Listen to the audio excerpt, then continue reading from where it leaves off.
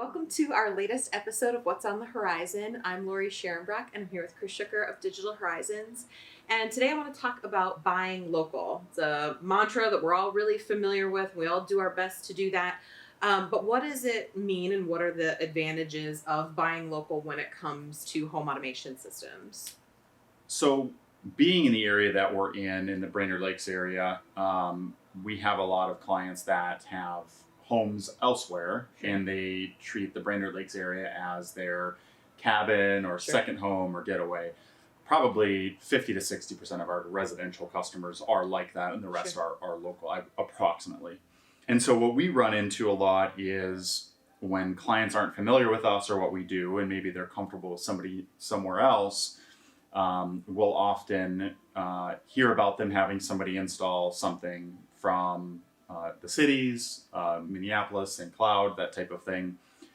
And there's a couple drawbacks with that. And the primary reason being service is at least how we look at it as a primary reason, because when you are installing something, the install part of it, the logistics of it aren't terribly difficult to overcome. There might be some added costs because of mileage or distance, maybe some lodging, per diems, things like that, that might increase the project total. But those are fairly easy to calculate. They're fairly easy to figure out. And then it's obviously up to the homeowner whether or not that's worthwhile absorbing and dealing with. But when there's a problem, that's always a lot harder to deal with, because if they're like us, our schedules are very full. We allocate time to take care of our systems, but it's harder to allocate time when maybe they're 2 hours, 3 hours, or 4 hours away. So if it's something that requires what we call a truck roll or a service call, and you contact said company on Friday, for example, and you're having a problem because you're up at the cabin, it's pretty unlikely that they're going to be able to send somebody out, because it's potentially a 5-hour round trip to deal with something on such short notice. So that's the primary issue that we see is those burdens, those other burdens are easy to overcome up front, because, okay, I understand you're 3 hours away. These are costs that you have to incur to come to our cabin and install these things. But when it actually matters and things need to be maintained and serviced, because they do, that's always a big challenge to overcome. So we see that a lot. And then some of the unforeseen things that we see, things that occur in the real world when a company from a distant place travels up here to do work. They rarely send their best crews.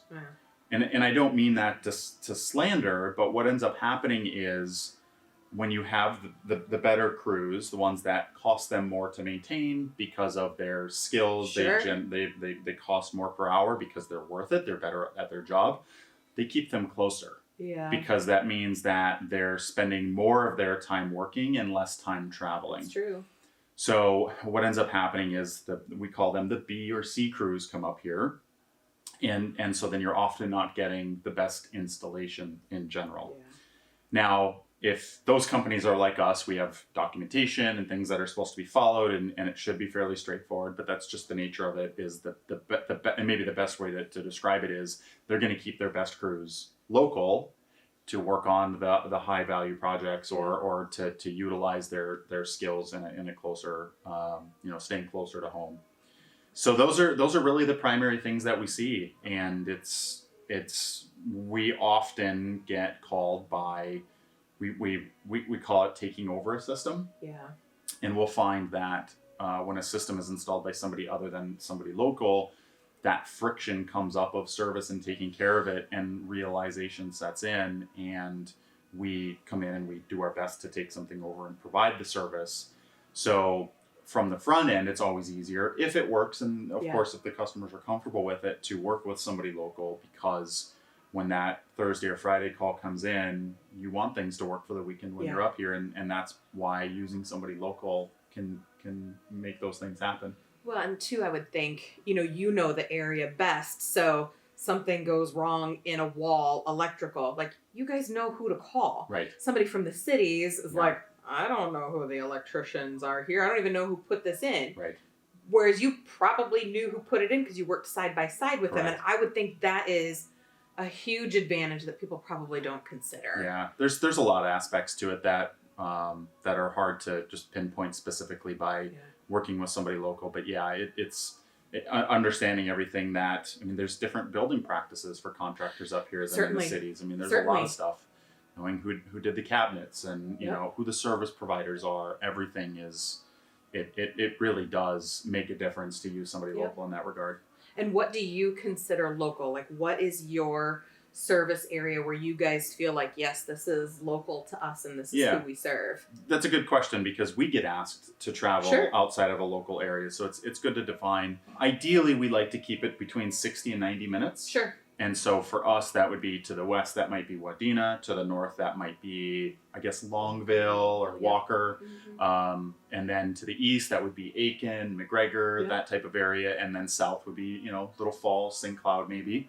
But we do service a wide area. And the same things that we're talking about are things that we work with or we struggle with and we have to overcome too.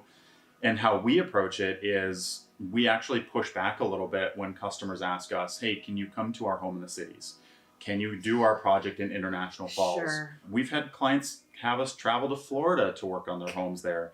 And we're just very upfront with, here's the added costs. Here's the delays. And then regardless, if we install a system, if it's 90 minutes or 9 hours away, we design things differently to minimize the need to do that, but to do service calls, but they still come up. And so we're just very, very upfront so that the expectations are there. And because we see it so often, we know what the downsides can be, and we really do our best to communicate that. And then we leave it up to our clients to decide if that's worth it. And then we proceed if necessary. But yeah, about 60 to 90 minutes is what we like to consider local. And then, you know, beyond that, if we take on projects, there's just the average, you know, the extra mileage and maybe hotels or lodging. I'm working with somebody right now who has a home over towards the Detroit Lakes area. We've done projects in International Falls in Florida and just all over the place where it's further distance. And it's just, we just have to do what we can. Yeah. I mean, I imagine, you know, private jet to Miami is nice, but probably not always feasible. That makes for a very expensive service. Oh my gosh, yeah. I mean, and I, you know, kind of going along with that, I think another great thing is something you mentioned earlier, like the way you design systems is helpful because you can remote in a lot of places. But you're exactly right. There's nothing that can replace that human element to it. And I think that's what's important about working with someone local and smaller. Not that you guys are, you know, this teeny tiny, but you guys can recognize that where, you know, there might be larger companies, like you said, where they just send a call. They don't actually consider the homeowner in the house. It's an account. It's not a family. And I think that's what's really great about working with you guys is you see that there's a family and humans who live there and you actually care about them. Yeah, that's a big deal. Well, if you want to work with Chris and the amazing crew here, Scott, all the guys are awesome. There's not a bad apple in the bunch. How do we get a hold of you? So we'll leave a link in the description to our website. That would really be the best place to go. We'll have obviously lots of other information there that people can check out and other videos to watch and phone number and address and all that kind of stuff is there. It's just a simple phone call. It's the easiest thing to do. Awesome. Yep. Well, we hope you enjoyed that and we'll see you for our next episode.